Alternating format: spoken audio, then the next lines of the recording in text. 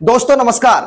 स्वागत है आप सभी का डेली न्यूज बिहार के बिहार बुलेटिन में। बात करेंगे आज पूरे बिहार की 10 बड़ी और मुख्य खबरों की। लेकिन उससे पहले यदि आप चैनल पर नए, चैनल को सब्सक्राइब कर लें, बेल आइकन को दबाएं, वीडियो को लाइक करें, ज्यादा से ज्यादा शेयर जरूर करें। चलिए रुख करते हैं पहली खबर की ओर।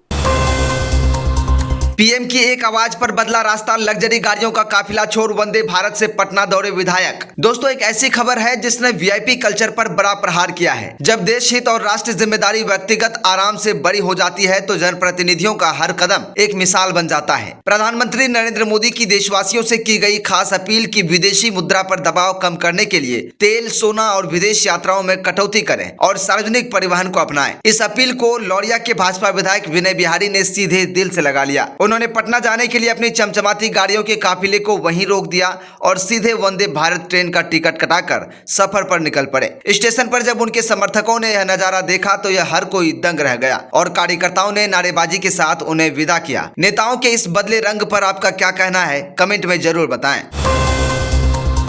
बिहार की सियासत का ऊंट किस करवट बैठ जाए कोई नहीं जानता। कभी बिहार के मुख्यमंत्री पद की रेस में सबसे आगे चल रहे भाजपा विधायक संजीव चौरसिया को लेकर एक बहुत बड़ा राजनीतिक अपडेट आया है। मुख्यमंत्री सम्राट चौधरी की अनुशंसा पर अब उन्हें बिहार विधानसभा में सत्तारूढ़ दल का मुख्य सचेतक यानी चीफ व्हिप नियुक्त किया गया है। उन्होंने विनोद नारायण झा की जगह ली है और विधानसभा अध्यक्ष डॉक्टर प्रेम कुमार के आदेश से इसकी अधिसूचना जारी हो गई है। राजनीतिक पंडित मान रहे थे कि संजीव चौरसिया को नीतीश सरकार कैबिनेट में भारी भरकम मंत्रालय मिलेगा, लेकिन ऐसा नहीं हुआ। हालांकि मुख्य सचेतक के रूप में उन्हें कैबिनेट मंत्री का दर्जा और पूरी सुविधाएं मिलेंगी। इसे आप एक बड़ा प्रमोशन मानते हैं या सिर्फ सांत्वना पुरस्कार? अगर आप भी खाकी वर्दी का सपना देख रहे हैं तो अपनी दौड़ और पढ़ाई तेज कर दीजिए। बिहार सरकार ने सूबे की बढ़ती आबादी को देखते हुए पुलिस महकमे में 48,000 से अधिक नए पदों के सृजन को हरी झंडी दे दी है। सबसे बड़ी खुशखबरी यह है कि इनमें से 37,978 पदों पर सीधी बहाली होने जा रही है। वहीं दरोगा के 10,468 पदों को विभाग के ही एएसआई को प्रमोशन देकर भरा जाएगा। गृह विभाग के मुताबिक इस महाभर्ती में सबसे ज्यादा दबदबा सिपाहियों का होगा। कुल 27,510 पद सिपाही और उसके समकक्ष पदों के लिए तय किए गए हैं, जिसमें 5500 पद विशेष रूप से चालक सिपाही के होंगे और नीतीश सम्राट सरकार का यह रोजगार कार्ड युवाओं के बीच गेम चेंजर साबित हो सकता है।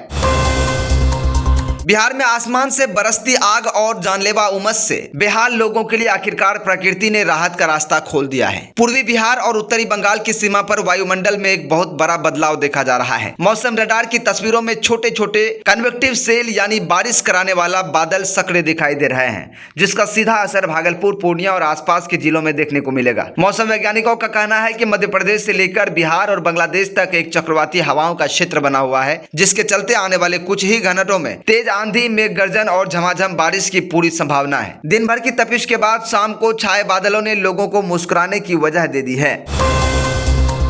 भागलपुर की नवगछिया और लाइफलाइन कहे जाने वाले विक्रमशिला सेतु से इस वक्त की सबसे बड़ी और राहत भरी खबर आ रही है। 2 हिस्से में दरक चुके इस महासेतु पर शुक्रवार से बेली ब्रिज के गार्डर लॉन्चिंग का काम भागलपुर की तरफ से बेहद ही तेजी से शुरू कर दिया गया है। बॉर्डर रोड्स ऑर्गेनाइजेशन यानी बीआरओ ने आला अधिकारियों की देखरेख में लोहे के भारी भरकम ढांचे को नट बोल्ट से कसा जा रहा है। कोलकाता से बेली ब्रिज की तमाम मशीनें और पार्ट्स मौके पर पहुंच चुके हैं। अधिकारियों का दावा है कि अगले 13 से 14 दिनों के भीतर यह वैकल्पिक पुल पूरी तरह से तैयार हो जाएगा और इसी महीने ट्रैफिक को दोबारा बहाल कर दिया जाएगा। वहीं आईआईटी पटना और मुंबई की टीमें पुल के क्षतिग्रस्त हिस्से की बारीकी से जांच कर रही हैं ताकि इसे हमेशा के लिए मजबूत बनाया जा सके।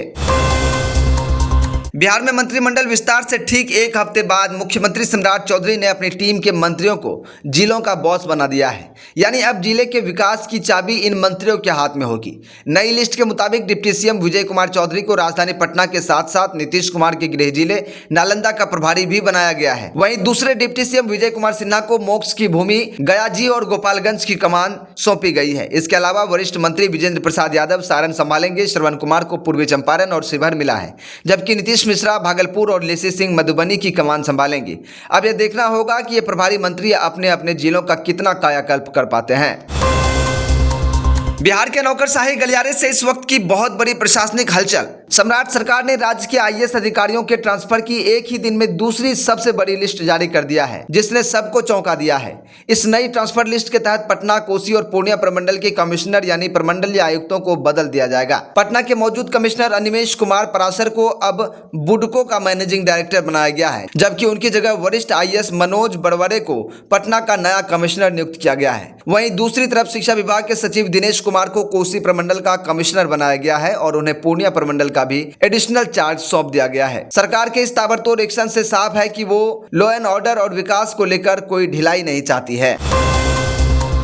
बिहार की राजनीति में दल बदल का एक और बड़ा एपिसोड शुरू होने वाला है। कभी लालू प्रसाद यादव और तेजस्वी यादव की बेहद करीबी और तेज तर्रार नेता रही रितु जायसवाल को लेकर बड़ी खबर है। पिछले चुनाव में सीतामढ़ी की परिहार सीट से टिकट नहीं मिलने पर रितु ने आरजेडी से बगावत कर दी थी और निर्दलीय चुनाव लड़कर आरजेडी के ही उम्मीदवार को हरा दिया था। इसके बाद आरजेडी ने उन्हें अपनी पार्टी से बाहर का रास्ता दिखा दिया था। रितु ने तब ऐलान किया था कि वो महिलाओं और युवाओं के लिए एक नई पार्टी बनाएंगी, लेकिन अब खबर आ रही है कि उन्होंने अपना इरादा बदल दिया है और वो बहुत जल्द भारतीय जनता पार्टी का दामन थामने वाली है।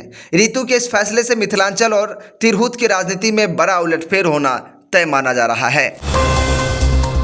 सुरों की मल्लिका से माननीय विधायक बनी मैथिली ठाकुर इन दिनों 7वें आसमान पर हैं। अलीनगर विधानसभा सीट से बीजेपी के टिकट पर बम्पर जीत दर्ज करने के बाद मैथिली ठाकुर सीधे प्रभु श्री राम के आशीर्वाद लेने अयोध्या धाम पहुंची। विधायक बनने के बाद यह उनकी पहली अयोध्या यात्रा थी। रामलला के भव्य और दिव्य मंदिर में जब उन्होंने राम दरबार के दर्शन किए तो उनकी आंखें खुशी से छलक आई और वे बेहद भावुक हो गई। मैथिली ने कहा कि रामलला के परिसर की दिव्यता को शब्दों में बयां करना असंभव है। उन्होंने हनुमानगढ़ी में बजरंगबली की पूजा की और कनक भवन में भी माथा टेका। शाम के वक्त जब वो सरयू नदी के तट पर होने वाले महाआरती में शामिल हुई तो वहां मौजूद श्रद्धालुओं ने अपनी चहेती कलाकार और नेता का जमकर स्वागत किया। बुलेटिन के अंत में बात करेंगे बिहार की नई सरकार के उस रिपोर्ट कार्ड की जिसने पूरे राजनीतिक हलके में सनसनी मचा दी है। एडीआर यानी एसोसिएशन ऑफ डेमोक्रेटिक रिफॉर्म्स और बिहार इलेक्शन वॉच ने मुख्यमंत्री सम्राट चौधरी की नई कैबिनेट के 31 मंत्रियों के हलफनामों का कच्चा चिट्ठा खोलकर रख दिया है। इस रिपोर्ट के मुताबिक नीतीश सम्राट सरकार के लगभग आधे यानी 48% मंत्रियों पर आपराधिक मामले दर्ज हैं और इनमें से 29% मंत्री ऐसे हैं जो मर्डर, किडनैपिंग जैसे गंभीर आरोपों का सामना कर रहे हैं। इतना ही नहीं, इस कैबिनेट के 90% मंत्री करोड़पति हैं जिनकी संपत्ति करोड़ों में है। दागी और रईस मंत्रियों की इस लिस्ट ने विपक्ष को सरकार पर हमला करने का एक और बड़ा मौका दे दिया है। बिहार की इन तमाम बड़ी और सनसनीखेज खबरों पर आपकी क्या राय है? कमेंट बॉक्स में अपनी राय जरूर साझा करें। देश और राज्य की हर छोटी बड़ी सटीक खबरों के लिए हमारे चैनल को भी सब्सक्राइब करना ना भूलें।